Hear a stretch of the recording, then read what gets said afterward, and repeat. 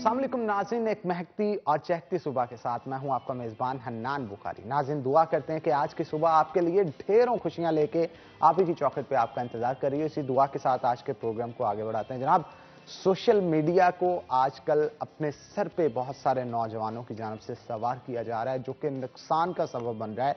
चाहे वो लाइक्स की दौड़ हो, कमेंट्स की दौड़ हो या फिर दीगर चीज़ों की दौड़ हो, उसमें सोशल मीडिया का जो है आजकल अहम किरदार नजर आ रहा है। एक वक्त था कि इंटरनेट को यूज़ करने के लिए ख़ास तौर पे लैपटॉप या कंप्यूटर पे बैठना पड़ता था और ज़्यादा वर्किंग इसके ऊपर नहीं की जाती थी। गेम्स जो ऑनलाइन खेली जाती थी वो बहुत कम लोगों की तरफ से खेली जाती थी। लेकिन टेक्नोलॉजी का जहाँ पे फ़ायदा होता है वहाँ पे नुकसान भी बहुत ज़्यादा होता है। अब जैसे ही मोबाइल आए और मोबाइल के बाद 3G 4G आया, इस 3G और 4G सिस्टम ने दुनिया को बदल के रख दिया और जो फासले थे बहुत मीलों के, वो करीब कर दिए। फासले जो हैं वो सिमट गए हैं। इंटरनेट के जरिए ऑनलाइन गेम्स हों या आपके सोशल मीडिया नेटवर्किंग हो, तमाम की तमाम चीज़ें जो है वो आपके हाथ में मौजूद होती हैं। जब से मोबाइल निकाला और जेब से निकालने के बाद चाहे फेसबुक लगाएं, इंस्टा लगाएं, उसके ऊपर चीज़ें अपलोड करें और एक साइकोलॉजिकल फैक्टर्स जो हैं बहुत सारे इसमें इन्वॉल्व होते चले गए। खास तौर पे गेम्स के हवाले से गुफ्तगू करें। गुज़श्ता रोज़ एक दो दिन पहले फैसलाबाद शहर के अंदर एक बच्चा जो पबजी गेम खेल रहा था और गेम खेलता खेलता गेम का जुनून इस कदर सर पे सवार कर लिया कि लास्ट स्टेज पे उनके वालिदैन के मुताबिक कि बच्चा जब लास्ट स्टेज पे पहुंचा तो पहुंचने के बाद स्टेज को विन ना कर पाया। वहां पे उसका जो खिलाड़ी था वो मर गया। उसका सदमा लिए वो जमीन पे गिर गया, बेहोश हो गया और बेहोश होने के बाद जब उसे हॉस्पिटल में लाया गया 2 दिन एडमिट रहा और 2 दिन एडमिट रहने के बाद दम तोड़ गया। रिपोर्ट्स के मुताबिक जहनी दबाव की वजह से वो बच्चा जो है वो हलाक हुआ। अब जहनी दबाव क्या था कि वो स्टेज को पार करना चाहता था, हालांकि उसमें कोई मकसद नहीं छुपा था। सिर्फ और सिर्फ क्या था, एक थ्रिलर था और एक जुनून था उस गेम को जीतने का। वो जुनून ही उसे ले डूबा। अपने बच्चों को सोशल मीडिया का इस्तेमाल करवाएं, मोबाइल भी थमाएं, लेकिन एक हद मुकर्रर करें, क्योंकि ये कहा जाता है कि हर चीज जब एक हद से तजावुज करती है तो वो नुकसान का सबब बनती है। तो हमें किसी भी चीज को नुकसान का सबब नहीं बनाना। और दूसरी जानब अगर सोशल मीडिया का किरदार दूसरी चीजों में देखा जाए, जैसे पॉलिटिक्स आ गए, अब पॉलिटिक्स में भी इस तरह की बहुत सारी लड़ाइयां होती रोजाना की बुनियाद पे हम देखते हैं कि जिसके अंदर एक शख्स किसी की तज़हीक करने के लिए कोई पोस्ट लगाता है। जब वो पढ़ता है उस पोस्ट को, वो दूसरा शख्स जिसकी तज़हीक की जा रही होती है या उसके खानदान वाले उसके बेटे देखते हैं या उसके भाई देखते हैं तो वो लड़ाई का सबब बनते हैं। लड़ाई का सबब बनने के बाद बहुत सारे झगड़े होते हैं, लोग जख्मी भी होते हैं। तो खुदारा सोशल मीडिया का पॉजिटिव यूज करें नेगेटिव यूज करने की बजाय। पॉजिटिव यूज अब क्या होगा उसके हवाले से भी थोड़ा सा हम आपको बता देते हैं कि चैनल्स बनाएं, अपना कंटेंट डालें, जो आपके अंदर हुनर है उस हुनर को दिखाएं टीवी के ऊपर, उस हुनर को दिखाएं सोशल मीडिया के ऊपर, ताकि लोग उसे पसंद करें। और जब वो लोग उसे पसंद करेंगे, ज्यादा देखेंगे, तो वो अर्निंग का जरिया भी बन सकता है और अर्निंग से ज्यादा आपकी पहचान का जरिया बन सकता है। क्योंकि कहा जाता है कि इंसान मर जाता है लेकिन उसकी पहचान जिंदा रहती है। तो अपनी पहचान को जिंदा रखने के लिए, अपने नाम को जिंदा रखने के लिए अपने काम में बेहतरी लाएं। आपके काम में जब बेहतरी आएगी तो आपका नाम भी जिंदा रहेगा और काम भी जिंदा रहेगा। तो जनाब आगे बढ़ते हैं और शहर फैसलाबाद के मौसम के हवाले से गुफ्तगू करते हैं। मौसम जो है वो शहर फैसलाबाद का बहुत खूबसूरत और रोमांटिक होता चला जा रहा है और इस रोमांटिक मौसम के अंदर मजेदार खाने जो हैं, मेरा तो रोमांस खाने होते हैं इस मौसम के अंदर, तो खाने जो हैं वो घरों के अंदर पकाए जा रहे हैं, पकवान खूब पक रहे हैं। आज जो है शहर फैसलाबाद का मौसम कैसा रहेगा आने वाले 24 घंटों के लिए, वो भी हम जानते हैं टुडेज वेदर में।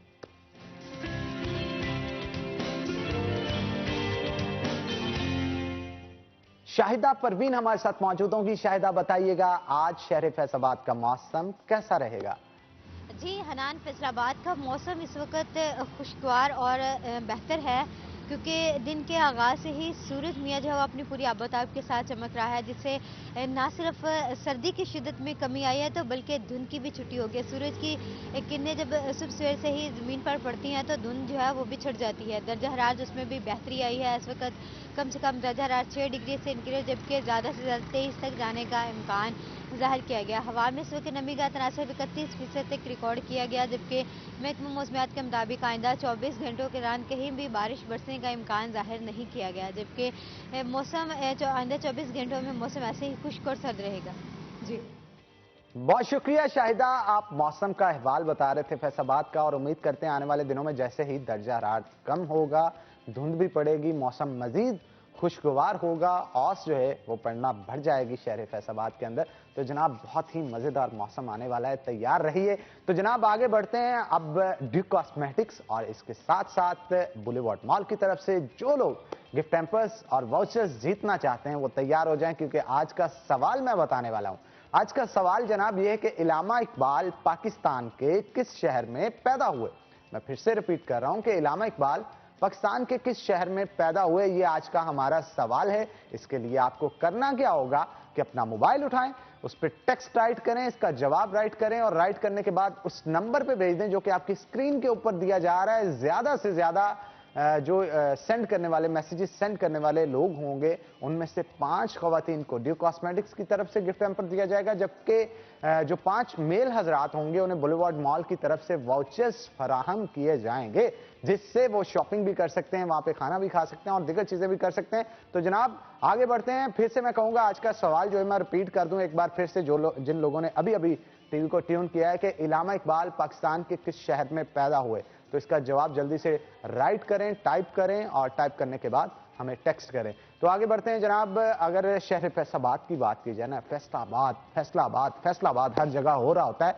अब फैसलाबाद में ऐसी क्या खास बात है, जब मैं ऑब्जर्व करता हूं ना तो यकीन जानिए इसका लहजा हो, टिपिकल लहजा जो हमारे यहाँ पे फैसलाबाद के लोग बोलते हैं, वो दुनिया में कहीं भी जाके जब भी बोलना शुरू करते हैं तो पहचाने जाते हैं फौरन अपनी लैंग्वेज की वजह से, अपने जो एक्सेंट की वजह से। बड़ा मध्यम, प्यारा, खूबसूरत और पोलाइट लहजा है इनका। दूसरी जानब फैसलाबाद का कोई भी बंदा हो उसमें कोई ना कोई स्पेशल हुनर जरूर होता है। अब स्पेशल हुनर किस तरह से हो सकता है कि बहुत सारे लोग यहाँ के नंबर 1 हैं। अब वो नंबर 1 कौन है? उस्ताद नुसरत फतेह अली खान साहब की बात करें, उस्ताद राहत फतेह अली खान साहब की बात करें, हमारे शायरों की बात करें, उनमें बरी निज़ामी भी आ जाते हैं, उनमें अबीर अबू ज़री भी आ जाते हैं, उनमें पंजाबी के बहुत शोरा फाक शायर जो हैं वो भी आ जाते हैं। यहाँ के फनकारों की बात करें तो बेहतरीन फनकार यहाँ पे मौजूद हैं, चाहे थिएटर के फनकार हों या दीगर फनकार हों। इसके अलावा अगर बात करें यहाँ पे स्पोर्ट्समैन्स की, तो यहाँ के स्पोर्ट्समैन जो हैं या स्पोर्ट्स वुमेन्स जो हैं उन्होंने बड़ा नाम बनाया और दुनिया के अंदर पाकिस्तान का नाम रोशन किया। सईद अजमल को आप ले लें जनाब, एक वक्त था कि सईद अजमल का डंका पूरी दुनिया में बजता था और उनकी बॉलिंग जो है उसको नंबर 1 पे रैंकिंग में रखा जाता था। सईद अजमल की जान से दूसरा भी इंट्रोड्यूस करवाया गया और कहा जाता है कि तीसरा भी इंट्रोड्यूस करवाया गया था। तो स्विंग के सुल्तान थे, स्विंग के सुल्तान वैसे वसीम खान को भी कहा जाता है। स्लो बॉलिंग में सईद अजमल को कहा जा सकता है। वुमेन्स की अगर बात करें, हमारे फैसलाबाद से वुमेन कौमी क्रिकेट टीम के अंदर भी एक लड़की जो है मौजूद हैं। इसके अलावा बहुत सारी गोल्ड मेडलिस्ट हैं, ओलंपियंस हैं, बहुत सारे लोग हैं। किन किन का नाम लूं? नाम तो लेता रहूंगा लेकिन उनका काम जो है वो भी बोलता रहेगा। वो चमकते हुए सितारे हैं जिनकी रोशनी से ये शहर, ये पाकिस्तान हमेशा चमकता रहेगा। तो जनाब ऐसे ही आज एक चमकते सितारे हमारे शो के अंदर भी मौजूद हैं। मैं आपका उनसे तारीफ करवाता जरूर। मोहिद हमारे साथ मौजूद होंगे जो कि Pakistan wheel chair Asian championship भी खेल चुके हैं, एशियन चैंपियन रहे हैं और क्रिकेट के प्लेयर हैं। और क्रिकेट के प्लेयर व्हील चेयर पे जब बैठ के खेलते हैं तो दुनिया भर के अंदर इन्होंने मुकाबले किए हैं और खास तौर पे जो लास्ट एशियन चैंपियनशिप हुई है उसमें जनाब इंडिया को हरा के ये यहां तक पहुंचे। तो वेलकम करते हैं मोहिद आपको शो के अंदर। कैसे हैं आप? ठीक ठाक हैं? अल्हम्दुलिल्लाह। हम भी आपने मोहिद, इतने मेडल्स आपने पहन रखे हैं अपने गले में, जनाब हमें थोड़ा सा बताएं ये कौन कौन से मेडल्स हैं, कहां कहां से आपने विन किए? सर, ये सबसे जो ग्रैंड मेडल है वो एशिया कप का है। नेपाल में recent last year Asia cup मुनक्किद हुआ। उसमें 4 ममालिक शामिल थे, पाकिस्तान, नेपाल, इंडिया और बांग्लादेश। और अल्हम्दुलिल्लाह पाकिस्तान ने उसको विन किया। छक्के मारे, खूब छक्के छुड़ा दिए उनके। इंडिया के छक्के छुड़वा के आए हैं। आहा आहा। और उसमें 210 रन का टारगेट था इंडिया के खिलाफ फाइनल में। पहले खेलते हुए इंडिया ने 210 किया था और पाकिस्तान ने 19वें ओवर में ये इसको पूरा किया था। अच्छा, वैसे पाकिस्तान हमेशा इंडिया के छक्के क्यों छुड़वाता रहता है? मुझे तो समझ नहीं आती। बॉर्डर पे हो हमारे फौजी भाई हों वो छक्के उनके छुड़वा देते हैं, क्रिकेट में हो वो छक्के छुड़वा देते हैं, दीगर चीज़ों में हो वहाँ पे भी छक्के उनके छुड़वा देते हैं। और जब डॉग फाइट की बात आती है जेट्स के जरिए, वहाँ पे भी हमारे नौमान जो हमारे पायलट थे उन्होंने इनके छक्के छुड़ाए, मतलब इनके छक्के ही छुड़वाते रहते हैं, कॉन्फिडेंस नहीं वैसा बिल्ड हो पाता इनमें जैसा पाकिस्तानियों के अंदर मौजूद है। पाकिस्तान के अंदर जो कॉन्फिडेंस है वो उनके अंदर नहीं देखा जाता, क्योंकि मैं उनके अंदर रह के आया हूँ, उनके साथ 15 दिन का हमारा टूर था, 15 दिन उन लोगों में रहे हैं, उनमें वो यूनिटी नहीं है जो पाकिस्तानियों में यूनिटी है। ये चीज उनमें वो यूनिटी नहीं है जो यहाँ पे, क्योंकि यहाँ पे लोग सच्चे हैं, सच्चे हैं, मन के कच्चे नहीं हैं, सच्चे हैं। हम इस जिस वजह बात से पे डटते हैं वो बात पूरी करके हटते हैं, बिल्कुल वो सिर्फ बात करते हैं, उस पर डट नहीं सकते। और यहाँ पे कॉन्सेप्ट भी ये है ना, हम तो शहादत को गले लगाते हैं क्योंकि हमें पता है हमें इसके बाद जन्नत मिलेगी। वहां पे इस चीज का कॉन्सेप्ट ही नहीं है, उनका कॉन्सेप्ट है बस गए तो गए, इसलिए वो डर और खौफ उनके मन में बैठा रहता है। हमारे हमारे दिल में डर और खौफ बिल्कुल भी नहीं। अच्छा ये बताइएगा, टूर कैसा रहा? लास्ट जो एशियन चैंपियनशिप हुई उसमें किस तरह से आपने मैनेज किया, क्रिकेट टीम को किस तरह से अपनी लेके चले और विन किस तरह से किया? मुकाबला ज्यादा सख्त किस टीम के साथ आपका रहा? नन भाई अल्हम्दुलिल्लाह पाकिस्तान व्हीलचेयर क्रिकेट टीम वो टीम है अभी तक वर्ल्ड में जो अभी तक किसी भी टूर में बगैर ट्रॉफी के पाकिस्तान वापस नहीं आई। अरे क्या बात है, ये तो बहुत बड़ी जनाब अचीवमेंट है। और अचीवमेंट ये फिर कोई छोटी मोटी भी नहीं है, एक होता है ना कि टैग लग जाता है, टैग लग जाता है। जनाब ये खाली हाथ वापस आने वाली टीम नहीं है। तो जाने लगे हमें काफ़ी मुश्किलात का सामना भी करना पड़ा। हमारे गवर्नमेंट सपोर्ट नहीं थी हमें, मुख्तलिफ कंपनियों ने, इंटरलूप ने हमें सपोर्ट किया, या पलानी साहब ने, पलानी ट्रैवल्स कराची से हमें सपोर्ट मिली थोड़ी सी। इस तरह करते कराते हम पहुँचे, एशिया कप का सफ़र स्टार्ट हुआ हमारा लास्ट ईयर। तो उसमें पहले तो हमें 3 से 4 माह का डिले आया एशिया कप में, अब होगा नहीं होगा, होगा नहीं होगा, क्योंकि ये पहले इंडिया में मुनक्किद होना था। पाकिस्तान इंडिया के हालात की वजह से पाकिस्तान टीम को वीज़े नहीं मिल सके, इस वजह से फिर इसको ट्रांसफ़र किया गया नेपाल में। नेपाल में हम पहुँचे, नेपाल जाने में भी काफ़ी टीम को मुश्किलात आई। जैसे कि आपको पता है कि पाकिस्तान बाहर के हम कंट्री का टूर करते हैं, वहाँ पे डिसेबल पर्सन को बहुत ज़्यादा सपोर्ट किया जाता है, इज्जत दी जाती है, इज्जत दी जाती है बाकायदा। अब वहाँ पे इज्जत किस तरह से दी जाती है, इस हवाले से मैं आपसे मजीद गुफ्तगू करूंगा, लेकिन एक छोटी सी ब्रेक के बाद, क्योंकि ब्रेक का वक्त हो गया। तो नाज़रीन एक ब्रेक लेंगे, ब्रेक के बाद दोबारा हाजिर होते हैं, कहीं मत जाइएगा, हमारे साथ रहिए।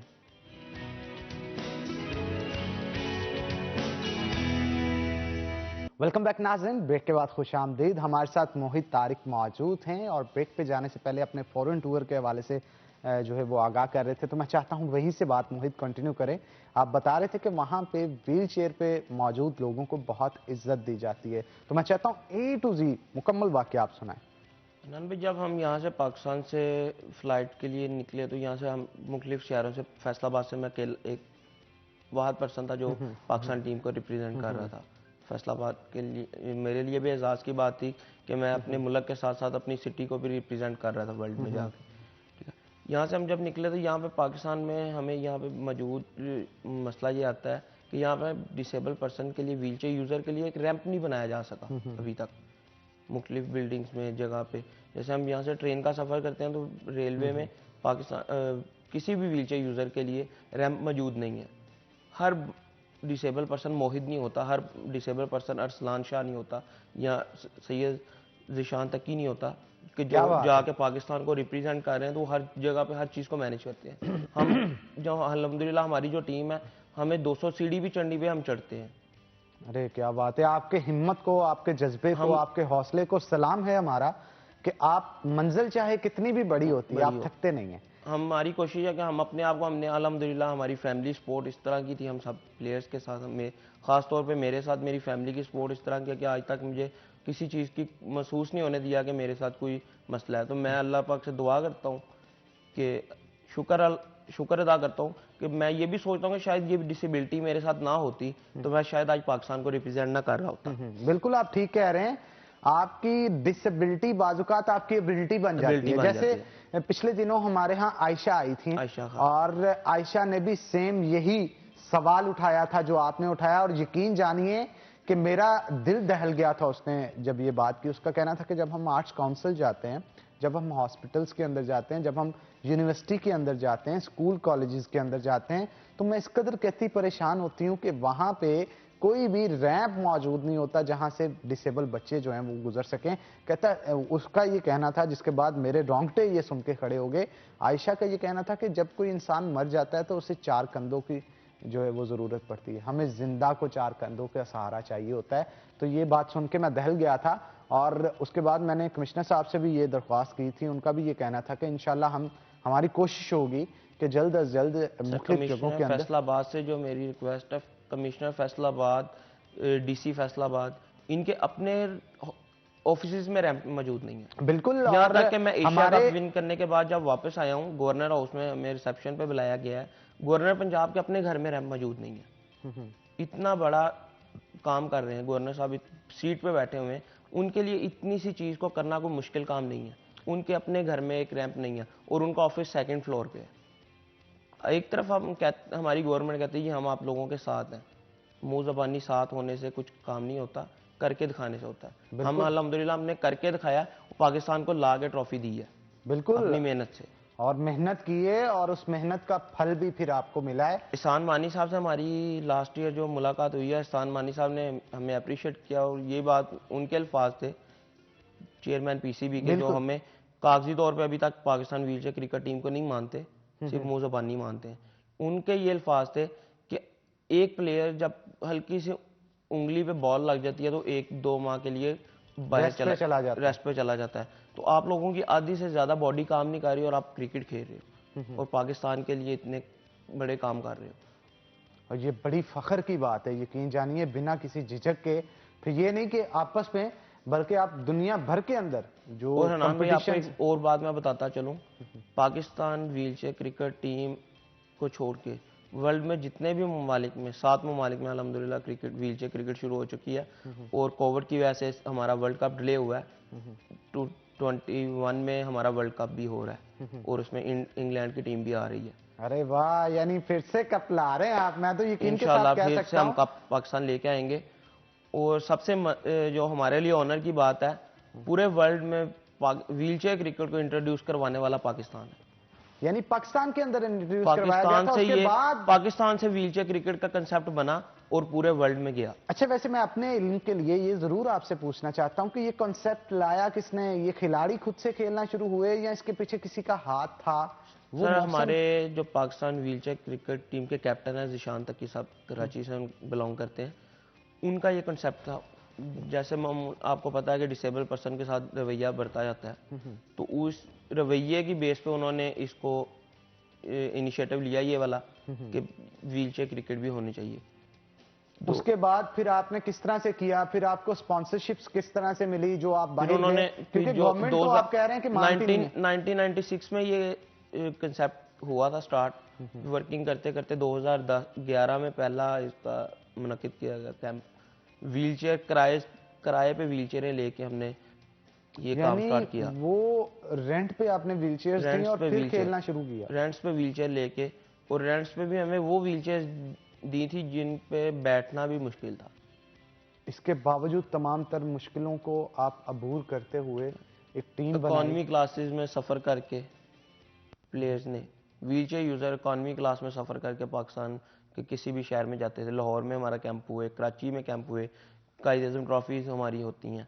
अच्छा, वैसे अगर गवर्नमेंट सपोर्ट नहीं करती थी तो आपको सपोर्ट इस चीज के लिए चीजों का स्पॉन्सर कौन करता था? स्पॉन्सर्स के लिए हम मुख्तलिफ छोटे मोटी कंपनियों से स्टार्ट लिया था। किसी ने 5000 का स्पॉन्सर किया, किसी ने 7000 का। वो भी मार्केटिंग भी आप खुद करते थे? वो मार्केटिंग भी हम खुद करते थे, अभी तक खुद करते हैं। अभी तक आप करते हैं? गवर्नमेंट की कोई सपोर्ट नहीं है हमें अभी तक। हम अपनी मार्केटिंग खुद करते हैं। फैसलाबाद में हमें जो स्पॉन्सर करते हैं, सबसे ज्यादा स्पॉन्सर हमारा जो करते हैं हमें, वो इंटरलूप लिमिटेड है। और इंटरलूप का मैं शुक्रिया भी अदा करता हूँ कि हर मोड़ पे हमारे साथ वो खड़े होते हैं। मियाँ साहब से मेरी मुसद्दिक जुल्करनैन साहब हर मोड़ पे हमारे साथ खड़े होते हैं और हर जगह पे हमें सपोर्ट करते हैं। मैं बिल्कुल कोशिश करूंगा। वो इसके अलावा और भी बहुत सारे काम कर रहे हैं। मुसद्दिक जुल्करनैन साहब, अगर आप सुन रहे हैं तो यकीन जानिए ये दुनिया में जन्नत कमा रहे हैं आप। और इंशाल्लाह आपसे 1-2 बार इंटरेक्शन भी हुई है, जरूर आपको मैं मदऊ करूंगा अपने शो के अंदर और इस हवाले से मजीद गुफ्तगू भी उनके साथ करेंगे। सिक्का साहब यहाँ पे हमारे, सिक्का साहब ने भी हमें एक इवेंट में सपोर्ट किया है, पर वो भी करते हैं जितना हो सकता है, पर सबसे ज्यादा सपोर्ट जो हमें वो मुसद्दिक साहब की है, इंटरलूप वालों की। फैसलाबाद में सिटी गवर्नमेंट और इंतजामिया की जानिब से इंतजामिया से हमें, मेरी अभी तक मैं एशिया कप खेल के आया हूँ, वाहिद प्लेयर था पाकिस्तान का जो चैंपियन बन के फैसलाबाद में पहुंचा, और यहाँ पे एक आजादी शील्ड तक नहीं गवर्नमेंट की तरफ से दी जा सकी अभी तक, एक डेढ़ साल गुजर गया। यहाँ पे कमिश्नर साहब को, साकिब मनान साहब और डीसी मोहम्मद अली जो कि बड़े कॉम्पिटेंट है हमारे डिप्टी कमिश्नर, मैं उनसे लाजमी दरख्वास्त करूंगा सर कि कम से कम आप इतना जरूर देखा करें कि हमारे यहाँ जो कॉम्पिटेंट इस तरह के प्लेयर्स हैं जो मुल्क का, हमारे शहर का नाम रोशन कर रहे हैं, आप उनकी हौसला अफजाई के लिए एक आध तकरीब का जरूर एहतमाम किया करें। अगर आपके पास बजट नहीं है, वसाइल नहीं है, तो यकीन जानिए आपकी थपकी ही बहुत है जो आप इनको एक थोड़ी सी दे देंगे, इनके हौसले बुलंद हो जाएंगे। कोई शख्स इतनी मेहनत करके पूरी दुनिया को हरा के जब वापस पहुंचता है तो उसका इस्तकबाल भी भरपूर तरीके से ना किया जाए तो उस पर क्या बीतती होगी, ये बेहतर जानते हैं। और यकीन जानिए कि हमें अपने हौसलों अपने जो खिलाड़ी हैं उनकी हौसला अफजाई करनी चाहिए, और अगर हौसला अफजाई करेंगे तो ये बेहतर परफॉर्म करेंगे, मजीद कप्स लेके आएंगे, मजीद नाम रोशन करेंगे हमारे मुल्क को, पाकिस्तान का और हमारे शहर का। तो आप क्या कहेंगे, क्या पैगाम देना चाहते हैं डिप्टी कमिश्नर से? और डिप्टी कमिश्नर साहब से और कमिश्नर साहब से मेरी यही दरखास्त है कि सर ये देखेंगे हमें गवर्नमेंट सपोर्ट नहीं है तो हम वर्ल्ड में पाकिस्तान का नाम रोशन कर रहे हैं, अपनी सिटी का नाम रोशन कर रहे हैं, अगर हमें थोड़ी सी आपकी सपोर्ट मिल जाए तो हम क्या कुछ नहीं कर सकते। जिन प्लेयर्स पे आप करोड़ों रुपया लगा रहे हैं, अरबों रुपया लग रहा है, पाकिस्तान नेशनल टीम को देख लें, अभी न्यूजीलैंड में मौजूद है, अरबों रुपया लग चुका है और 2 मैच हम हार चुके हैं, हम बेतहाशा सीरीज हार चुके हैं। वर्ल्ड कप में हमारा यहाँ तक नौबत आ गई थी कि हमें वर्ल्ड कप में क्वालिफाई करने के लिए क्वालिफाइंग राउंड खेलने पड़ रहे थे। द थिंग इज दैट के मैं यहाँ पे ये कहना चाहता हूँ, खास तौर पे गवर्नमेंट की तरफ से अगर इनिशिएटिव नहीं लिया गया, आप लोग की तरफ से लिया गया, लेकिन हमने दुनिया को ये मैसेज दिया, ये पैगाम दिया कि हम हमारे जो डिसेबल जो स्पेशल लोग हैं हम उनके साथ किस तरह से ट्रीट करते हैं। लेकिन यहाँ पे इनिशिएटिव गवर्नमेंट का जरूर होना चाहिए था। ये इमरान खान साहब अगर सुन रहे हैं तो यकीन जानिए ये अगर आप इनिशिएटिव लेते हैं तो दुनिया के लिए रोल मॉडल बन जाएंगे हम, कि हमने सबसे पहले इनिशिएटिव लिया था और हम अपने स्पेशल जो चिल्ड्रन है, स्पेशल जो हमारे लोग हैं उनको किस तरह से इज्जत देते हैं, उनके ऊपर किस तरह से पैसे लगाते हैं। इनका ये कहना है कि अरबों रुपए या करोड़ों रुपए कौमी क्रिकेट टीम पे लगाया जा रहा है, उनको उस पर एतराज नहीं है। अगर एतराज है तो सिर्फ और सिर्फ ये कि इनको नजरअंदाज ना किया जाए। इनको अगर नजरअंदाज किया जाता है तो यकीन जानिए ये इनके साथ ज्यादती होगी, क्योंकि जितने हमारे हकूक हैं इस माशरे के अंदर उतने इनके हकूक भी मौजूद हैं। तो आप इमरान खान साहब से क्या कहना चाहेंगे? इमरान खान साहब से मैं यही रिक्वेस्ट करूंगा कि खान साहब आप खुद भी क्रिकेटर हैं, माशाल्लाह आपने वर्ल्ड कप भी लेके आए हैं, पाकिस्तान हमारे लिए फ़ख्र की बात है कि दुनिया का पहला वज़ीर आज़म है जो वर्ल्ड चैम्पियन है, उसके साथ वर्ल्ड चैम्पियन का टैग है। तो खुदारा हम आपसे कोई भीख नहीं मांग रहे, हम अपना हक मांग रहे हैं, हम पाकिस्तान के लिए मेहनत कर रहे हैं, हमें अभी गवर्नमेंट कोई सपोर्ट नहीं कर रही, फिर भी हम पाकिस्तान के लिए कर रहे हैं और मरते दम तक करते रहेंगे। पर आपकी सपोर्ट अगर हमारे साथ होगी, हमें आप सपोर्ट करेंगे तो हम इससे बेहतर रिजल्ट पाकिस्तान को दे सकेंगे। बिल्कुल जी, बेहतर नहीं बल्कि मैं कहता हूं कि बेहतरीन रिजल्ट्स आप दे सकते हैं। भाई, क्योंकि सबसे बड़ा प्रॉब्लम लेके जो भी आए वापस, जब भी आए तो कप ही लेके वापस आए। सब हवाले से मजीद गुफ्तगू जो आप करना चाह रहे हैं वो करेंगे, लेकिन एक छोटी सी ब्रेक के बाद, ब्रेक का वक्त हो गया। तो नाज़रीन एक ब्रेक लेंगे, ब्रेक के बाद दोबारा हाजिर होते हैं, कहीं मत जाइएगा, हमारे साथ रहिएगा।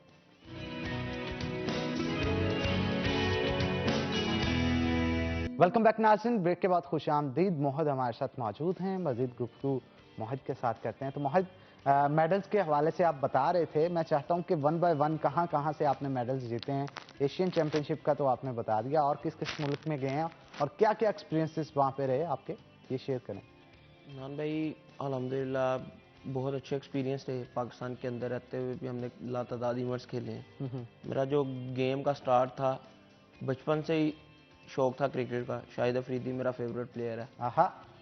और जब शाहिद भाई को खेलते हुए देखते थे तो कोशिश होती थी। मुलाकात हुई वैसे शाहिद भाई से मेरी मुलाकात 2007 में हो चुकी है।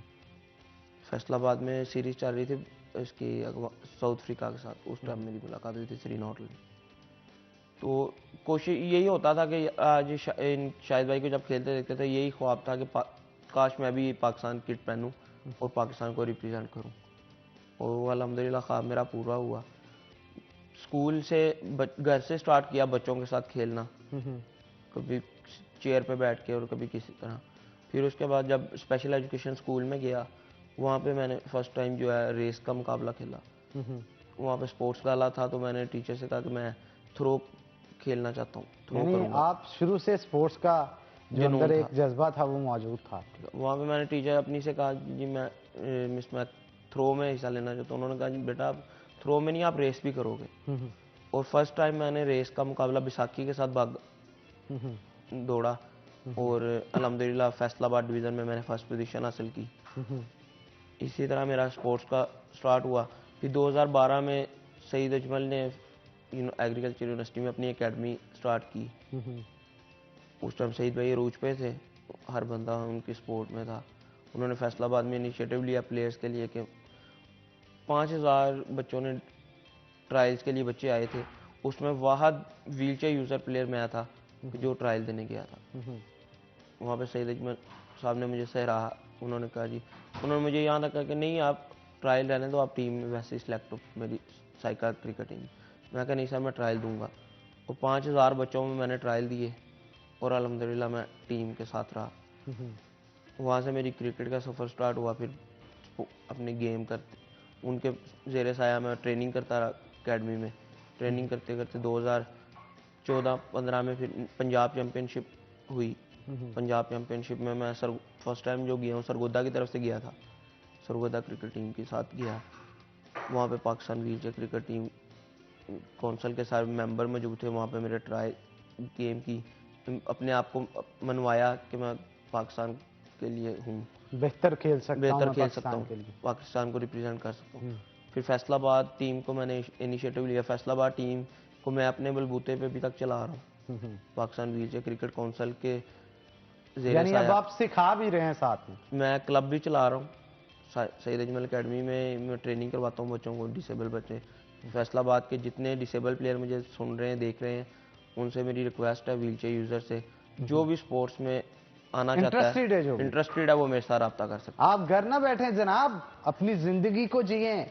ये जिंदगी बार बार नहीं मिलती, इसको जीने के लिए अगर आप चाहते हैं कि आप स्पोर्ट्समैन बने तो उसके लिए आप राब्ता करें हमारे मोहित भाई से और इनसे सीखें कि किस तरह से इन्होंने अपनी जर्नी स्टार्ट की थी और दुनिया भर के अंदर फिर नाम बनाया।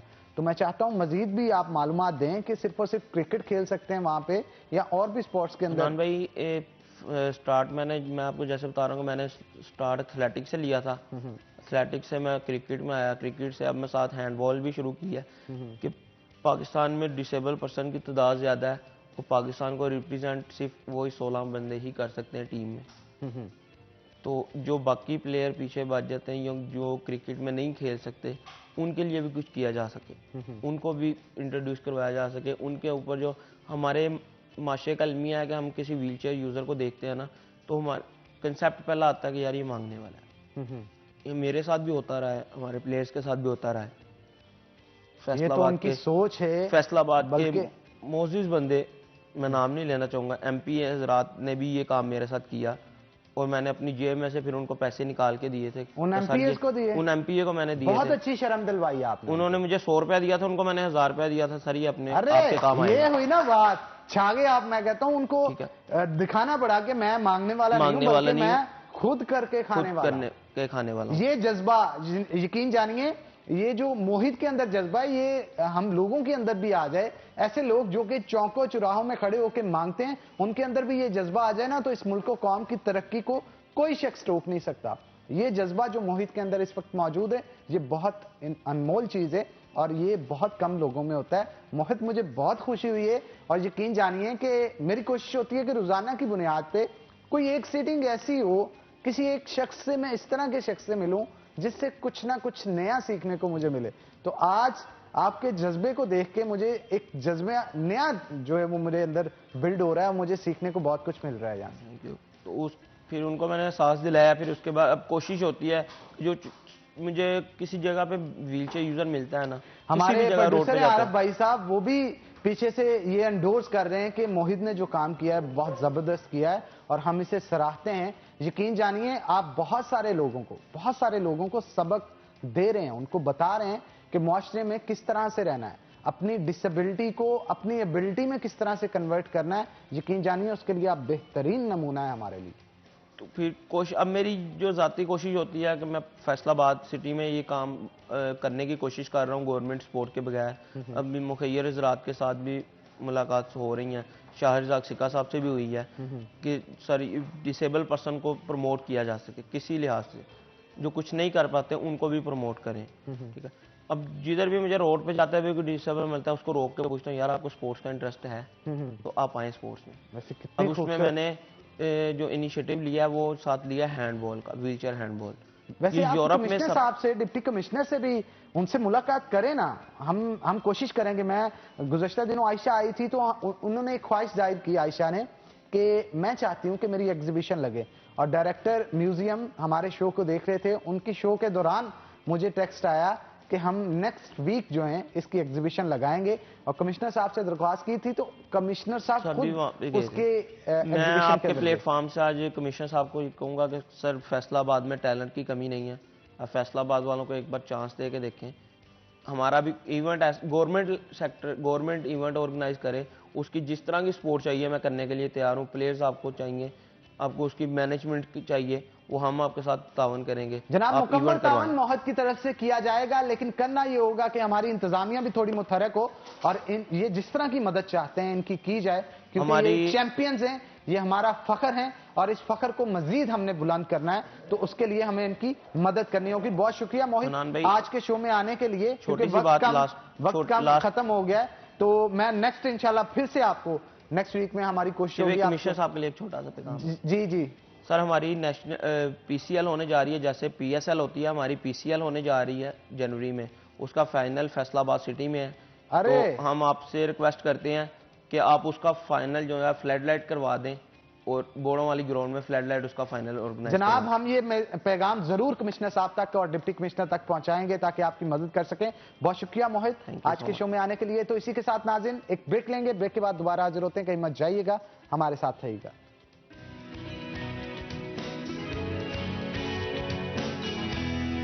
वेलकम बैक नाज़रीन, ब्रेक के बाद खुशामदीद। जैसा कि आपको पता है कि शादियों का सीजन चल रहा है और खवातीन खूब कॉन्शियस हैं अपनी ब्यूटी को लेके। हर एक की ये ख्वाहिश होती है कि वो शादी के दिन मरकज़े निगाह बनी हो, खूबसूरत से खूबसूरत लग रही हो और हर कोई उसकी तारीफ कर रहा हो। उसके लिए खवातीन जो है वो बनने संवरने के लिए मेकअप करती हैं, बेहतरीन मलबूसात का इंतखाब करती हैं, ऐसे रंगों का इंतखाब करती हैं जो कि जाज़िबे नज़र हो। तो आज खास तौर पे हमने खवातीन के लिए एक सेगमेंट जो है वो रखा है जिसके अंदर हम मेकओवर करके दिखाएंगे, क्योंकि हमारे साथ आज बहुत ही मारूफ मेकअप आर्टिस्ट अंबर मौजूद होंगी। अंबर, वेलकम करते हैं आपको शो के अंदर। और उनके साथ साथ मॉडल जो हैं हमारे साथ मौजूद होंगी जिनको वो रेडी करेंगी, तैयार करेंगी और मेकओवर उनका करके दिखाएंगी। बाल तो अभी बिखरे हैं जनाब के, लेकिन इसीलिए बिखरे हैं क्योंकि बाल बनाना भी आपको सिखाएंगे और साथ साथ मेकओवर किस तरह से करते हैं ब्राइडल का वो भी आपको दिखाया जाएगा। तो जनाब पहले तो चलते हैं अंबर की तरफ। अंबर बताइएगा कि आजकल शादियों का सीजन चल रहा है, खूब लड़कियां आती होंगी बनने संवरने के लिए आपके पास। अस्सलाम वालेकुम। वालेकुम अस्सलाम। Good morning. जी बहुत ज़्यादा माशाल्लाह ब्राइडल सीज़न है, तो बहुत सी ग्रूमिंग के लिए मतलब बहुत सी ब्राइडल आती हैं हमारे पास, तो उनकी यही ख्वाहिश होती है हम जरा थोड़ी सी लुक जो डिफरेंट लेके जाएं, मतलब कि प्यारी सी लुक, हम बारबी बन के जाएं, बारबी डॉल बन के जाएं और हर कोई हमारी तरफ देख रहा हो। फोटो सेशन के लिए खवातीन आजकल बड़ी क्रेजी होती हैं, इंस्टा पे फेसबुक पे लगाने होते हैं ना कि 10 साल बाद भी आप देखें, हम मेरी भी ये कोशिश होती है कि 10 साल बाद भी ब्राइडल देखें तो वो अपने आप को जो है ना अच्छा फील करें। हाँ, क्योंकि ये ऐसी यादें होती हैं, यादें वाबस्ता होती हैं कि जब इंसान अपनी पुरानी तस्वीर जो है वो निकाल के देखता है तो उसे वो दिन याद आ जाता है और फिर अच्छा भी लगता है, क्योंकि 10 साल बाद तो शायद वैसा नहीं लग रहा होगा, क्योंकि बच्चे हो जाते हैं, फिर फैमिली हो जाती है, तो इस वजह से वो फिर यादगार होती है। तो यादगार को मजीद हसीन बनाने के लिए खवातीन जो है वो सजती संवरती है। अच्छा, बहुत सारी खवातीन ऐसी भी तो होती हैं ना जो आके कहेंगी फलां जो अदाकारा थी, हाँ जी, उसने ये वाले वो वाली लुक चाहिए, हाँ जी वो लुक चाहिए, आईलैशेस लगाए थे, ऐसा मेकअप किया था उन्होंने, तो मेरा भी वैसा करें आप। हालांकि उनको चाहे सूट करे ना करे, बट मैं कोशिश यही होती है कि उनके अकॉर्डिंग जाऊं, उनके विश जो है वो करूं, बट हर फीचर एक जैसा तो नहीं ना होता। मेकअप का मतलब ये तो नहीं फीचर चेंज करना, मेकअप का मतलब तो होता है को प्यारा बनाना। चलें जी, आज हम क्या करेंगे इसकी डिटेल जरा बताएं। आज हम जो है स्पेशल मेकअप करेंगे और बहुत इजी वाला करेंगे। अच्छा, स्पेशल मेकअप करेंगे, लेकिन ये मेकअप होगा कौन सा? मैं ग्लैमरस में करूंगी और इजी करूंगी। बारात का मेकअप होगा ये?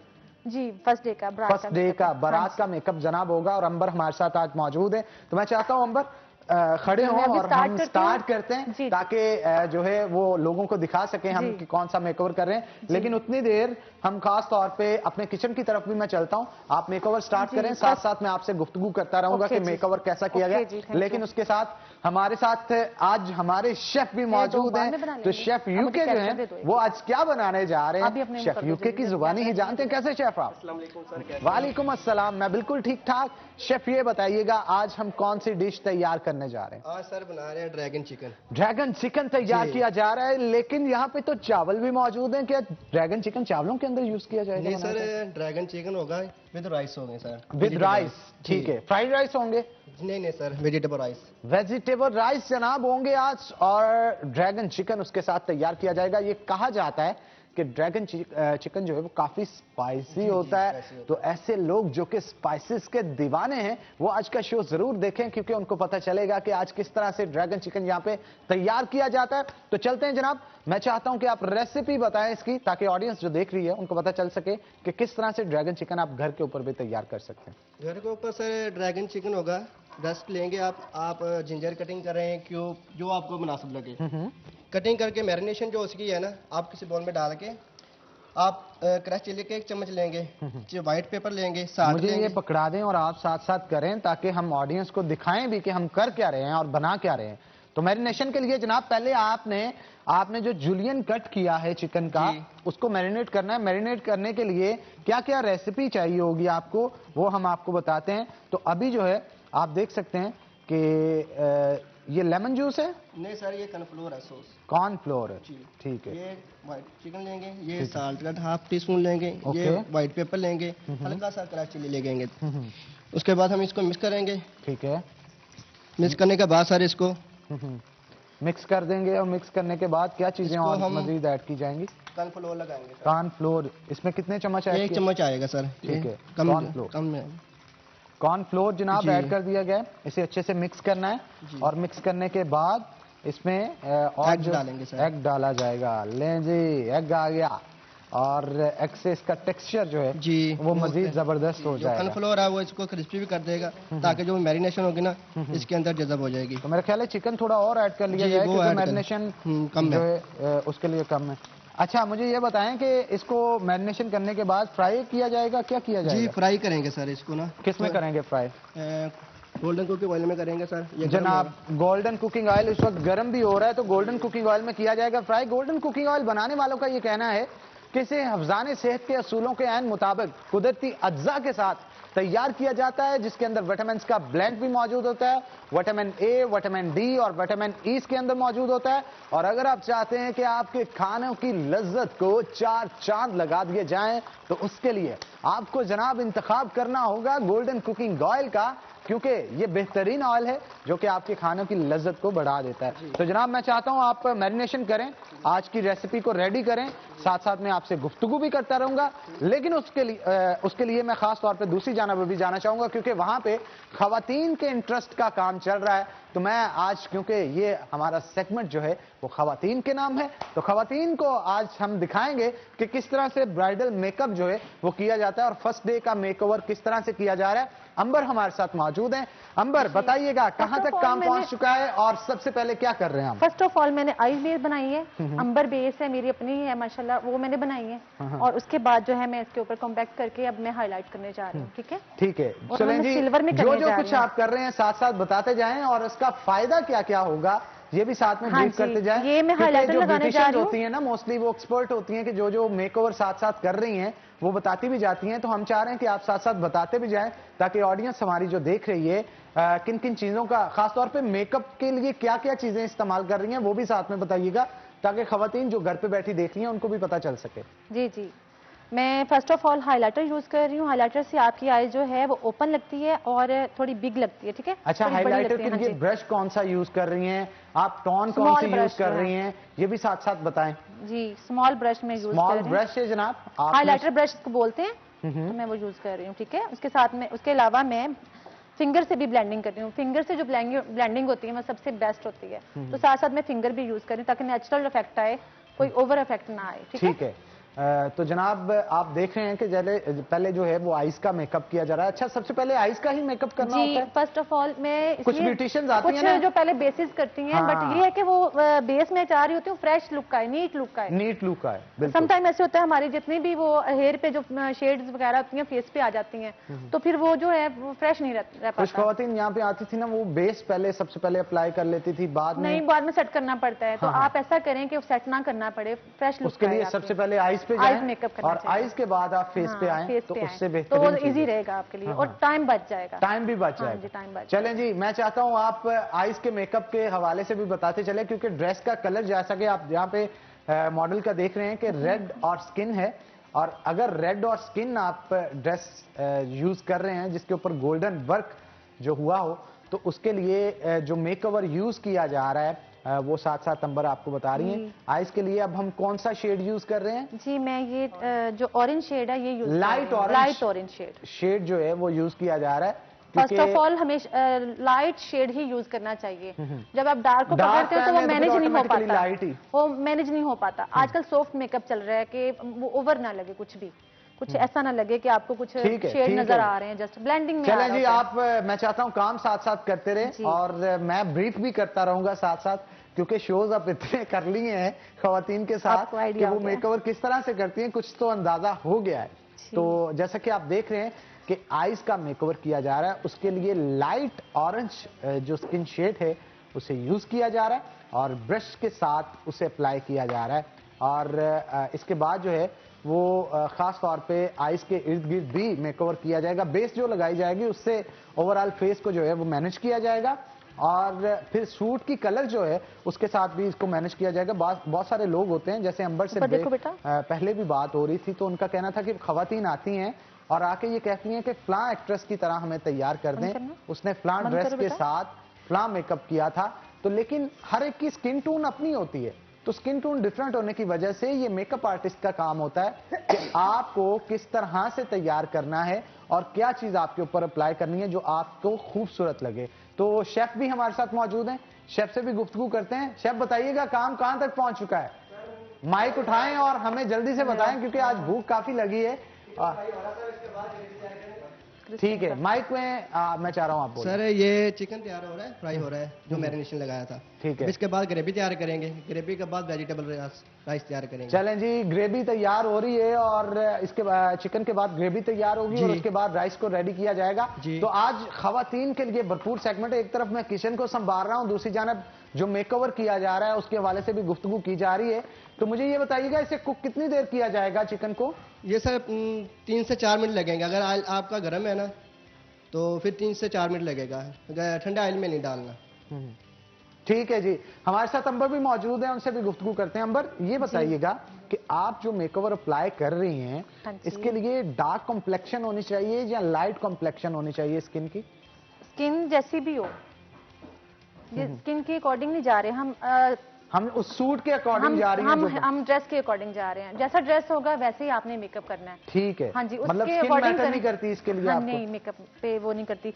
जब हम बेस सिलेक्ट करेंगे तब हमारे पास जो स्किन है ना उसका हमें लेवल चाहिए होता है कि कौन से। लेकिन अच्छा किस स्किन टोन के ऊपर आता है, मतलब व्हाइट के ऊपर, ब्राउन के ऊपर? सब पे मैं तो कर लेती हूँ अल्हम्दुलिल्लाह, सब पे अच्छा कर लेती हूँ। ठीक है, लेकिन उसके लिए मेकअप करना आना चाहिए, टेक्निकली काम करना आना चाहिए। टेक्निकली ये टेक्निक्स के हवाले से मैं गुफ्तगू करना चाह रहा था। बेस के साथ आप फिर मैनेज करते हैं इसको? जी, बेस के साथ अकॉर्डिंग टू फेस। बाजुकात खवातीन होती है ना, अब मैंने ये ऑब्जर्व किया है क्योंकि मैं फैशन इंडस्ट्री की जितनी भी यहाँ पे खवातीन भी होती हैं उनके साथ भी मुलाकात करते रहते हैं, भीड़ मेरी फैशन की है, तो मैं ये नोट करता हूँ कि आजकल आप अगर ब्लैक हैं तो इसको भी हुस्न के जुमरे में ही लाया जाता है और कहा जाता है कि ये व्हाइट से भी ज्यादा अट्रैक्टिव लुक आती है अगर आप मेकओवर करके चलती हैं, अगर अच्छा मेकअप कम्प्लेक्शन के अकॉर्डिंग हो तो। हाँ, कम्प्लेक्शन के अकॉर्डिंग हो तो इसके लिए घबराने की आपको जरूरत नहीं, क्योंकि बाज़ खवातीन ये होती हैं कि अगर थोड़ा सांवला कलर होता है तो उसको व्हाइट करने के लिए बेस का भरपूर इस्तेमाल करते हैं फेस के ऊपर, और बाद में अल्टीमेटली फिर ये मसला पेश आता है कि हाथ और पाँव अलग नजर आ रहे होते हैं और फेस अलग नजर आ रहा होता है। मेकओवर ऐसा करना चाहिए जो कि आपकी ओवरऑल आपकी बॉडी को, पर्सनैलिटी को इनहेंस करे, ना कि उसको जो है दबा दे और बुरा लगे इंसान को। मेकअप से फीचर थोड़ी चेंज होते हैं, मैं ये बता रही हूँ कि आपको अच्छा लुक देता है मेकअप, आपको अच्छी फीलिंग देता है। बास मेकअप आर्टिस्ट जिनको मैं इंटरनेट के ऊपर देखता हूँ, वो फीचर्स को भी चेंज कर देते हैं। ऐसे होता है, और वो जाहिर हम कंटोर करते हैं ना, तो मेकअप का मतलब बनाना। बात ये है कि आप जो ओरिजिनल हो वही दिखने चाहिए और उसी में खूबसूरत दिखने चाहिए। तो अभी जो है वो क्या किया जा रहा है उस हवाले से? अभी मैंने कंटोरिंग इसकी कंटोर की है, ब्लेंडिंग की है, उसके बाद जो है मैं अब शेड दूंगी, अप्लाई करूंगी। जस्ट हाँ जी, मैं ब्लेंडिंग में करती हूँ, मैं बहुत ज्यादा वो जो लाइन क्रिएट नहीं करती। लाइन क्रिएट करनी भी चाहिए नहीं, जब तक हम ब्लेंडिंग भी नहीं देंगे मेकअप आपका जेन्युइन नहीं नजर आएगा, ओरिजिनल नजर नहीं आएगा। सही, उसमें एक वो आर्टिफिशियल सा लगेगा, लुक आएगी, आर्टिफिशियल सी लुक आएगी उसमें। और आर्टिफिशियल लुक नहीं होनी चाहिए, क्योंकि खास तौर पे आर्टिफिशियल लुक लाइव देखने में कुछ हद तक चल जाती है, लेकिन जब आप उसे कैमरे में कैप्चर करते हैं ना, तो वो फिर मूवी की जो शादी की मूवी होती है उसमें अलग ही बंदा नजर आ रहा होता है। तो जनाब, जैसा कि आप देख रहे हैं कि आज की ब्राइडल जो है उन्हें तैयार किया जा रहा है, मेकओवर उनका किया जा रहा है। सबसे पहले आईज को फोकस किया गया है। आईज को फोकस करने के बाद जो कहना है कि बाकी फेस पे आ जाएगा। हर मेकअप आर्टिस्ट की अपनी अपनी टेक्निक होती है, और अंबर का ये मानना है कि पहले आप खास तौर पे आईज के हवाले से मेकओवर करें और उसके बाद फेस के ऊपर जाएं। और बहुत सारी खवातीन ऐसी भी होती हैं मेकअप आर्टिस्ट जो कि पहले फेस पे बेस लगा लेती हैं और उसके बाद आईज के मेकअप के साथ स्टार्ट लेती हैं। फिंगर लग रहे होते हैं आपके, ये चीज वो डिस्टर्ब हो रही होती है, तो फिर उसको बाद में करने के बजाय आप पहले करें, वो बेस्ट है। बिल्कुल, आप काम तो वही करने हैं आपने। बिल्कुल आप ठीक कह रही हैं। और बाद में करने के बजाय अगर पहले कर लिया जाए तो फिर ये कि बाकी जो फेस मेकअप होता है उसको भी उसके अकॉर्डिंगली, आईज के मेकओवर के अकॉर्डिंगली जो है वो कर सकता है इंसान। तो काम में बिजी हैं जनाब, उतनी देर शेफ की तरफ चलते हैं। तो शेफ ने आज जो है वो तल लिया है मेरा ख्याल, जो चिकन था। इसके बाद अब क्या स्टेप होगा ये शेफ से जानते हैं। शेफ बताइएगा अगला स्टेप क्या होगा हमारा? अगला स्टेप होगा इसकी ग्रेवी तैयार करेंगे सर। चिकन हमारा रेडी हो गया सर, इसके बाद हम ग्रेवी की तरफ आएंगे सर। ग्रेवी इसकी रेडी की जाएगी जी। ओके, ग्रेवी रेडी करने के लिए इंग्रेडिएंट भी मैं चाहता हूँ साथ साथ आप बताएं कि क्या चीजें इस्तेमाल करेंगे और किस तरह से उसे कुक किया जाएगा। ग्रेवी तैयार किस तरह से होगी, इस हवाले से भी लाजमी बताएं हमें। जी सर। बल्कि मैं चाह रहा हूँ कि आपके पास किचन में ही आऊँ आप, क्योंकि आज अकेले हैं और डिश काफी ज्यादा है, तो आपकी हेल्प करते हैं जनाब, क्योंकि हम तो मौजूद ही लोगों की मदद करने के लिए हैं, बने ही उनकी मदद करने के लिए। तो मैं चाहता हूँ ग्रेवी तैयार करने के लिए आप क्या क्या इंग्रेडिएंट पहले यूज करेंगे? पहले वो साथ गार्लिक करेंगे। हाँ, गोल्डन कुकिंग, वही गोल्डन कुकिंग ऑयल डालेंगे और उसके बाद फिर गार्लिक डालेंगे, उसे सोते करेंगे। उसके बाद आ जाएगी वेजिटेबल। तो मैं चाहता हूँ साथ साथ हम परफॉर्म करते जाएं। तो आप ऑयल को ऐड करें जनाब, और ऑयल को ऐड करने के बाद हम गार्लिक को सौते करेंगे। ऑडियंस को लाजमी दिखाएंगे कि हम ग्रेवी किस तरह से बनाएंगे, लेकिन एक छोटी सी ब्रेक के बाद, क्योंकि ब्रेक का वक्त हो गया। तो नाज़रीन कहीं मत जाइएगा, एक ब्रेक लेंगे, ब्रेक के बाद दोबारा हाजिर होते हैं। कहीं मत जाइएगा, हमारे साथ रहिएगा।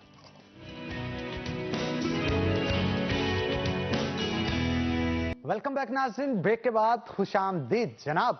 तो मेकओवर जारी और सारी है और पूछते हैं कि अंबर से नायाब का मेकओवर कहां तक पहुंच चुका है। अंबर ये बताएं, और आइज का मेकअप कंप्लीट हो गया कि नहीं? जी हो गया, बस लैशेस हमने कैरी करनी है, बस अप्लाई करनी है, उसके बाद आइज मेकओवर पूरा हो चुका है। जस्ट आई लैशेस इनका कहना है कि लगाए जाएंगे और उसके बाद ओवरऑल फेस का जो मेकओवर है वो स्टार्ट किया जाएगा। जी, बेस अप्लाई करूंगी इंशाल्लाह, बेस की सारी मेथड शेयर करूंगी और सारा ये जो है आपको। अब मैं कॉर्नर लाइट सा ब्लैक का जो है ना ट्रेंड खत्म हो चुका है, बहुत ज्यादा ब्लैक जो है ना आइज, वो ट्रेंड खत्म हो जाए। फंकी और शेड बिल्कुल जेन्युइन, हाँ बिल्कुल लाइट से शेड जो है ना वो चल रहे हैं और आजकल जैसा कि आपने ये चमकदार कुछ मटेरियल लगाया है, वो भी ग्लिटर ग्लिटर जो है वो लगाया जाता है ताकि थोड़ी सी फंकी लुक जो है वो। हाँ जी, फंकी और शिमरी सी जो वो लाइट्स वगैरह होती है ना, तो अच्छी सी आइज वो जो है ना इनहेंस हो रही होती है।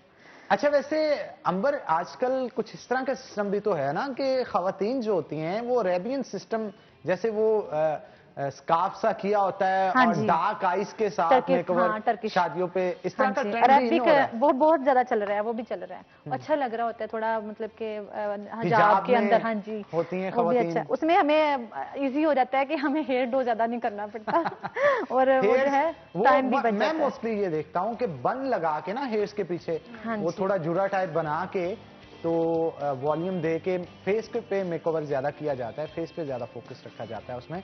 तो जनाब जैसा कि देख रहे हैं आप कि आइस का मेकओवर कंप्लीट हो चुका है और ब्रेक में जो चीज़ ऐड की थी हमने वो भी आपको बताई कि ग्लिटर जो है वो ऐड किया गया था और अभी आई लैशेस लगाई जा रही हैं। तो नायाब से मैं पूछ रहा था ब्रेक में, नायाब आपको इचिंग फील नहीं होती आई लैशेस जब लगाते हैं? तो नायाब का ये कहना था कि हाँ इचिंग तो होती है, लेकिन खवातीन को खूबसूरत भी तो लगना होता है ना। तो खूबसूरत लगने के लिए खास तौर पे ये कष्ट उठाने पड़ते हैं नायाब को भी और जितनी भी खवातीन हैं उनको भी। मेकओवर जो ब्राइडल्स हैं, ब्राइडल्स बनना सबसे मुश्किल काम है, बिल्कुल जी। और एक दफा तो यूं महसूस होता है कि मेरे सुनने में आया ब्राइडल के जो सूट्स होते हैं वो भी बड़े वजनी होते हैं जो वो पहन के चल रही ज्वेलरी, इनके ड्रेस, ज्वेलरी और मेकओवर, जूते भी, शूज भी, क्योंकि हील वाले पहने होते हैं सब, तो वो भी काफी हैं, वजनी होते हैं।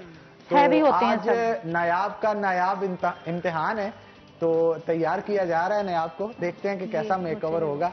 तो मैं चाहता हूं अंबर अब बताएं कि आई लैशेस के बाद हमारा नेक्स्ट मैं अब बेस करने लगी। मैंने बोला था ना आपको, मैंने आईज जो है ना कंप्लीट कर ली है। हाँ। तो अब मैं बेस अप्लाई करने लगी हूँ और अंबर बेस ये जो है मैं अपनी मेरी बेस हमें है ये जरूर साथ में बताएं कि बेस कौन सी अप्लाई जी अंबर बेस और मीडियम में मैं जाऊंगी बहुत ज्यादा।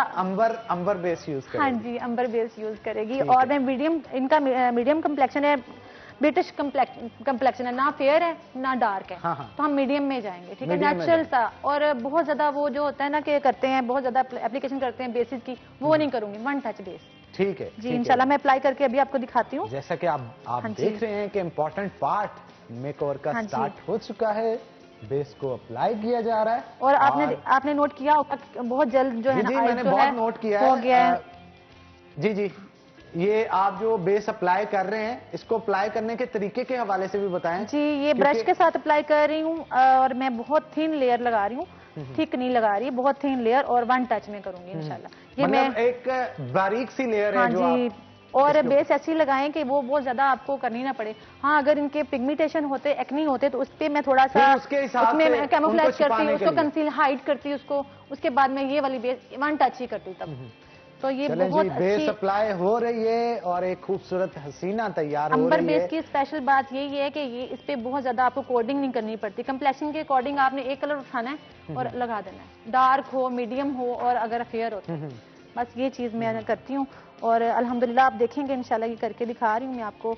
एप्लीकेशन में कर रही हूँ लाइट से, थिन सी मैंने लगा दी है। अब मैं आईब्रो के पास कर रही हूँ ये, ताकि हम आईब्रो का जो शेप है ना वो क्रिएट कर पाए, ठीक है। अच्छा अंबर बाज़ ऐसा भी होता है ना खवातीन, अब नायाब का तो नोज पहले ही बारीक है, कुछ खवातीन होती हैं वो चाहती हैं कि उनका नोज तीखा दिखे, उसके लिए भी मेकअप जी इसको कंटूर करना पड़ता है ना। अभी मैं करूंगी, मैं सारा ऐसे ही करूंगी, आपको मैं एचडी मेकअप ही करके दिखाऊंगी ताकि एप्लीकेशन भी हो जाए, बारीक भी हो, जो फील ना हो, ठीक है ना। हम उसको फीचर को जो है वो कंटूर करें।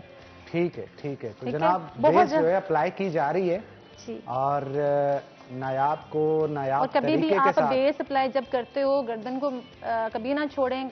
समटाइम ऐसे होता है गर्दन जो है वो अलग उसको छोड़ दिया जाता है और वो अलग से नजर आती है। टाइम की वजह से या बेस बचाते हैं, पता नहीं, अल्लाह जानता है। लेकिन मैं first of all complexion change ना हो उसके लिए आपको नेक के ऊपर भी इसे अप्लाई करना होगा ताकि मेकओवर की जो लुक आए वो बिल्कुल सिमिलर आए, चेंज ना हो। तो उसके लिए आपको नेक पे भी अप्लाई करना होगा इसे। जैसा कि आप देख रहे हैं कि बेस को बड़े मुहतात तरीके के साथ अंबर की तरफ से नायाब पे अप्लाई किया जा रहा है और बहुत ज़्यादा बेस इनका कहना है कि अप्लाई नहीं करनी। बहुत ज़्यादा बेस जब आप अप्लाई करते हैं तो उससे क्या होता है कि आपकी कंप्लेक्शन बाकी बॉडी से बिल्कुल डिफरेंट और लाइंस बन जाती हैं, बहुत ज्यादा लाइंस बन जाती हैं। ज़ाहिर आप कोडिंग कर रहे हो ऊपर तो लाइंस बन जाती हैं, तो लाइंस भी बन जाएंगी और आपकी जो बेस हट जाएगी, ठीक है। जब आपने थिन लेयर की होगी, ये आपको की पॉइंट दे रही हूँ मैं कि बेस ना आपकी फटे। बस आप जब जितनी थिन लेयर लगाएंगे आपकी उतनी ही अच्छी जो है ना वो एप्लीकेशन होगी और आपकी बेस कभी भी नहीं जाएगी, चाहे 2 दिन आप फेस वॉश करें। मैं तो ये कहती हूँ चाहे 2 दिन ना। बिल्कुल आप ठीक कह रहे हैं। और फटने के बाद तो वैसे भी अच्छी नहीं लगती बेस। और अगर आपका मेकओवर फट गया है, उसमें दरारें आ गई हैं, तो वो अजीब सा यूं लगता है जैसे फेस पे सिमट सा बड़ा पेंट सा जो है ना बेस आर्टिफिशियल फेस नजर आ। पेंट जब कर देते हैं ना हम, पेंट कोडिंग करते जाओ वो आर्टिफिशियल सा लगने जाता, वो लगता है नहीं कि ये फेस अपना है, वो एक स्केच सा लगता है जैसे स्टैचू बना के बैठाया हुआ है। तो मैं ऐसे बिल्कुल नहीं पसंद करती। बिल्कुल, और ऐसे होना भी नहीं चाहिए। इसके लिए हम तो यही आपको सजेशंस देंगे जनाब कि जब आपका कोई अहम दिन होता है तो उसके लिए आपको किसी बहुत खास जो मेकअप आर्टिस्ट है उसको चूज करना चाहिए। उसको चूज करेंगे तो आप खूबसूरत दिखेंगे, और अगर आप खूबसूरत दिखेंगे तो आपका दिन, वो शाम और वो इवेंट भी खूबसूरत बन जाएगा। आप कॉन्फिडेंट दिखेंगे, आप कॉन्फिडेंट होंगे, लोगों से बात करेंगे, छुपेंगे नहीं। आपका कॉन्फिडेंस बिल्ड ही आपकी खूबसूरती के साथ होता है। तो जब आप अच्छे अपने आप को लग रहे होंगे तो कोई कुछ भी कहता हो, जब आप अपने आप को अच्छे लग रहे हैं ना, तो आप कॉन्फिडेंट फील करेंगे। और अगर आप कॉन्फिडेंट नहीं है तो चुप के बैठे जाएंगे एक साइड पे, साइड पे बैठ जाएंगे। और खास तौर पे फिर तस्वीर बनवाने से भी इंसान गरेज करता है, और इंटरेक्शन से भी गरेज करता है, और चिड़चिड़ा सा रहता है पूरे इवेंट के दौरान। चले जी, बेस लगाएं, इसे अप्लाई करें और मेकओवर करें। उतनी देर हम लेंगे एक ब्रेक। ब्रेक के बाद दोबारा हाजिर होते हैं। नाज़रीन, कहीं मत जाइएगा, हमारे साथ रहिए।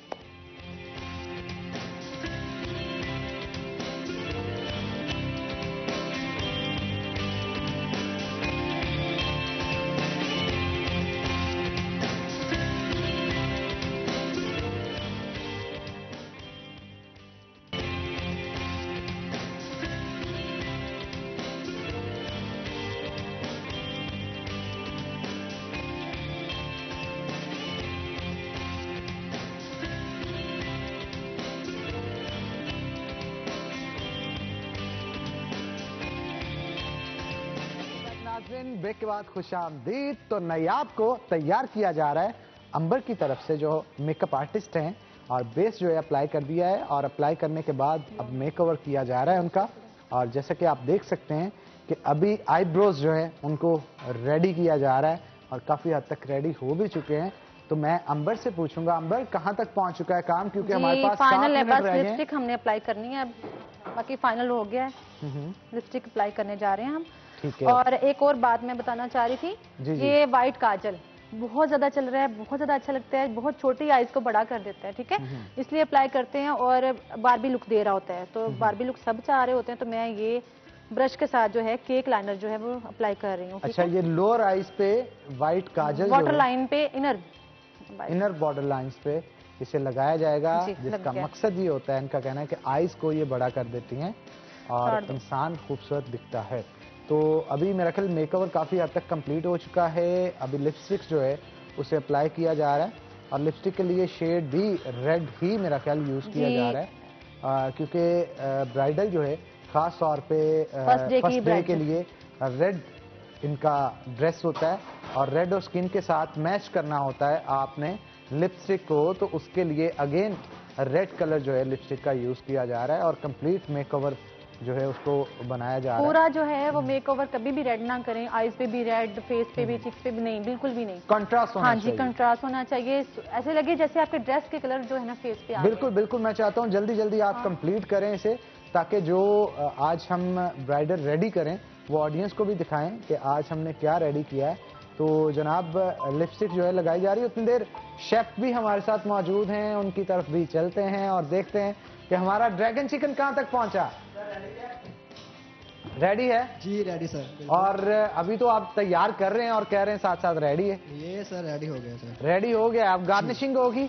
जी सर, गार्निशिंग जनाब आप करें। और राइस जो हैं वो अभी मेरा ख्याल है रेडी हो चुके हैं, राइस भी, और उतनी देर आप इसे गार्निशिंग करें, और हम बताएंगे आज के विनर्स के इनाम नाम, जिनको इनामात जो है वो दिए जाएंगे। तो जनाब ड्यू कॉस्मेटिक्स की तरफ से जो आज की विनर हैं उनके नाम मैं आपको बताता चलूं, आबिदा खुरम, अक्सा, हमीदा बेगम और फिजा अरूज, ये 5 नाम है। मैं दोबारा से रिपीट कर रहा हूं, आबिदा खुरम, अक्सा, हमीदा बेगम, फिजा और अरूज, ये वो 5 खुशनसीब हैं जिन्होंने ड्यू कॉस्मेटिक्स की तरफ से गिफ्ट पैम्पर जीते हैं, और वाउचर्स जिन्होंने बुलेवार्ड मॉल की तरफ से जीते हैं। उन खुशनसीबों के नाम भी मैं लेता चलूं, मोहसन, काशिफ, फजल करीम, हैदर अब्बास और सुल्तान। मैं फिर से रिपीट कर रहा हूं इनके नाम, मोहसन, काशिफ, फजल करीम, हैदर अब्बास और सुल्तान। इन 5 खुश नसीबों ने बुलेवार्ड मॉल की तरफ से वाउचर्स जीते हैं। तो जनाब वो वाउचर्स आप हमारे ऑफिस से कलेक्ट करके उससे खूब इंजॉय कर सकते हैं। तो आगे बढ़ते हैं और अंबर से पूछते हैं कि कहां तक पहुंच चुका है अंबर काम? जी लिपस्टिक अप्लाई हो गई है। लिपस्टिक अप्लाई जनाब कर दी गई है और लिपस्टिक अप्लाई होने के बाद हम क्या परफॉर्म करेंगे? हेयर स्टाइल भी आज बनाना सिखाएंगे। चलें, हेयर स्टाइल भी इनका लिपस्टिक के बाद जो है वो बनाया जा रहा है। और मैं ये कहना चाहूंगी समटाइम ऐसे होता है जब आप मस्कारा सबसे ज्यादा जो है डिफिकल्ट काम है, तो आप जब भी अप्लाई करें कार्ड लें, इसको रखें और इस तरह से ताकि अच्छे से आई लैशेस के ऊपर प्रिंट हो जाए, अच्छे से जो है इसके साथ पेस्ट हो जाए और ब्लेंडिंग में आए, मतलब आर्टिफिशियल कुछ नजर ना आए। ठीक है, ये ओरिजिनल लगेंगे, ये ओरिजिनल लगे। और मेकओवर का फायदा और महारत भी इसी में होती है जहाँ पे ये ओरिजिनल लगे। और जैसा कि आप स्क्रीन के ऊपर देख भी सकते हैं कि बड़े बेहतरीन तरीके से आई लैशेस जो हैं उनको तैयार किया गया। नीचे लग जाता है, ऊपर लग गया, बहुत प्रॉब्लम्स आती हैं। तो आप कार्ड लें, इजीली ऐसे अप्लाई करें और बहुत फास्ट जो है ना आपको मिल जाएगा। ठीक है, बिल्कुल देखो बेटा, आप नीचे अप्लाई कर रहे हो तो आपने यूं नहीं पकड़ना, मस्कारा सीधा पकड़ना है, यूं स्ट्रेट, बस लाइट जो है। और ज्यादा अपर आइज का ही देखा जाता है, लोअर आइज भी बेहतरीन होनी चाहिए। उसके लिए आपको किस तरह से अप्लाई करना है लोअर आइज के ऊपर? ये मैंने अप्लाई किया है और बिल्कुल डिस्टर्ब नहीं हुआ कुछ भी। ठीक है, ठीक है। तो जनाब अभी जो है हम हेयर हमारा जो है डन हो गया, रेडी करेंगे और उतनी देर गार्निशिंग शेफ की तरफ से की जा रही है। वो भी आपको बताते चलें कि ड्रैगन चिकन जो है वो खास तौर पे तैयार किया जा रहा है और हमारे जो शेफ हैं यूके शेफ वो इसकी गार्निशिंग कर चुके हैं काफी हद तक। तो जनाब रेडी हो चुका है? हाँ जी। और मैं चाहता हूँ आप प्रेजेंट भी करें ताकि हम ऑडियंस को भी दिखाएं कि आज हमारे यूके शेफ की तरफ से जो ड्रैगन चिकन बनाया गया है वो कैसा बना है। तो डिश के हवाले से भी हम आपको इसकी कुछ न्यूट्रिशनल वैल्यू भी मैं आपको बताता चलूं कि इसके अंदर जो सॉसेजेस और चीजें यूज हुई हैं वो डाइट के लिए बेहतरीन है। अब वो डाइट के लिए किस तरह से बेहतरीन है कि आप एक नॉर्मल क्वांटिटी के अंदर राइस को लेंगे और उसके साथ साथ ड्रैगन चिकन जो है वो बेहतरीन ग्रेवी के अंदर तैयार किया गया है, क्योंकि इसमें चिकन जो है वो टोटल प्रोटीन कंटेंट है। कार्बोहाइड्रेट्स आपको मिलेंगे आपके चावलों से और वेजिस से आपको माइक्रो न्यूट्रिएंट्स मिलेंगे जो कि आपकी खाने की लज्जत को तो बढ़ाएंगे ही, लेकिन उसके साथ साथ जो न्यूट्रिशनल वैल्यू है वो भी आपकी बॉडी को मुकम्मल तौर पे मिल सकेगी। तो चलते हैं जनाब अंबर की तरफ और बिंदिया लगाई जा रही है और बिंदिया कैरी करनी चाहिए, अप्लाई करनी चाहिए, उससे हेयर डो जो है वो आपका डिस्टर्ब नहीं होता और बिंदिया भी डिस्टर्ब नहीं होती। 2 मिनट रहेंगे अंबर, जो चीज डिस्टर्ब हो ना हो, मैं चाहता हूँ ऑडियंस को ये हम कंप्लीट करके दिखाएं। 2 मिनट के अंदर जल्दी जल्दी इसे रेडी करें ताकि ऑडियंस जो है वो दे सके कि आज जो ब्राइडल हमने नायाब को तैयार किया है वो कैसी लग रही है। तो ब्राइडल जो है वो तैयार होने वाली है, तकरीबन मेकओवर इसका कंप्लीट हो चुका है और हेयर स्टाइल रह गया। अब हेयर स्टाइल जो है उसे कैरी किया जा रहा है अंबर की तरफ से और बड़ी ही तेज तरीके से इसे तैयार किया जा रहा है और मेरा ख्याल है आने वाले जो 1-2 मिनट होंगे उसमें अंबर इसे रेडी कर लेंगी। अंबर की एक बात मुझे बहुत अच्छी लगी है कि वो मेकओवर जब कर रही होती हैं टाइम चाहे कम हो लेकिन दुल्हन को तैयार कर लेती हैं। वैसे आमतौर पे अंबर मुझे ये बताएं कि दुल्हन एक जब तैयार करनी हो कितना टाइम लगता है उसे तैयार? तकरीबन 2-3 घंटे लगा देते हैं, लेकिन मैं जो है आधे घंटे में इंशाल्लाह कर देती हूँ। आधे घंटे में, और उसका नजारा आपके सामने है कि नायाब जो है उसको पैशन और प्रोफेशन एक रखा है मैंने और मैं एंजॉय करके काम करती हूँ। ये चीज आपके अंदर होनी चाहिए। जब आपका प्रोफेशन ही आपका पैशन बन जाए तो फिर आपकी तरक्की को कोई नहीं रोक सकता और आप बड़े जबरदस्त तरीके से काम करते हैं और आपकी पहचान जो होती है वो बड़ी मुनफरिद अंदाज में बनती है, आपका नाम बनता है क्योंकि आप जो काम कर रहे होते हैं वो आपको पसंद होता है। तो जनाब जैसा कि आप देख सकते हैं कि मेकओवर किया जा रहा है और बाल जो है अभी बनाए जा रहे हैं और अंबर इस वक्त पूरी फुर्तियों में है और कंगा जो है वो भी अपने सर पे लगा लिया ताकि जल्द अज जल्द जो है वो तैयार किया जाए और बड़े ही कम वक्त में अंबर आपने हेयर स्टाइल जो है वो तैयार काफी हद तक कर लिया है। और अंबर का यही कहना है कि अगर आपने खूबसूरत लगना है तो कम से कम खुद ना सब कुछ डिसाइड किया करें, बल्कि आपका जो मेकअप आर्टिस्ट होता है उसके साथ डिस्कशन किया करें। हमारा भी एक मेकअप आर्टिस्ट है मोहसिन, उसके साथ मैं काफी कुछ डिस्कस करने की कोशिश करता हूं लेकिन वो कर नहीं पाता। तो जनाब हमारे जो आज के मेकओवर कर रही हैं अंबर, आप देख सकते हैं कि काफी हद तक हेयर स्टाइल को भी रेडी कर लिया गया है। ब्राइडल तकरीबन हमारी आज जो है वो रेडी हैं अच्छा, मैं अंबर ये पूछना चाहूंगा, ये जो जूड़ा आप तैयार कर रही हैं, ये जो बाल, ये एक्सटेंशन है।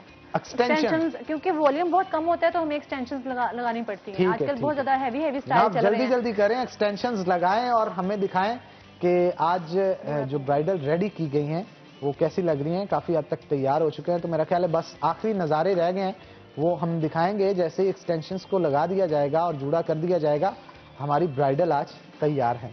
तो जनाब, हमारी आज की डिश है वो भी तैयार हो चुकी है और उसका अरोमा जो है हमारे पूरे स्टूडियो में इस वक्त घूम रहा है। हमारे कैमरामैन हेड जो हैं सलमान साहब, उनकी नज़रें भी इस पे हैं, राशिद की भी हैं, नईम सलीम की भी हैं और हमारे जो यूके शेफ है उनकी भी है। और जो है आज डिश काफ़ी आपने अच्छी बनाई है वैसे शेफ, और उसका अरोमा बड़ा ज़बरदस्त आ रहा है। क्या कहेंगे, कितनी डिमांड की जाती है वैसे रेस्टोरेंट के ऊपर इन डिशेस की? जी सर, इस डिश की डिमांड कितनी की जाती है रेस्टोरेंट के ऊपर? सर आजकल तो आपको पता सर्दी है, चाइनीज का बहुत ज्यादा लोग लाइक करते हैं, इसलिए डिमांड बहुत ज्यादा थी। आए हमारे बॉलीवुड मॉल में, शॉपिंग मॉल है, उसके अंदर चाइना किचन है हमारा, उसमें आप एक बार विजिट करें, खाएं, इंशाल्लाह दोबारा फिर बार बार आएंगे। चलें जी, जरूर इंशाल्लाह विजिट करेंगे। आप वैसे सब कुछ यहाँ ही पे बना लेते हैं, हमें वहाँ पे तो वो लोग आएंगे जो हमें देख रहे होंगे, तो लाजमी तौर पे आएंगे। और काफी हद तक आज की हमारी ब्राइडल जो है वो रेडी हो चुकी है, जैसे कि आप देख रहे हैं। अंबर, और कितनी देर है?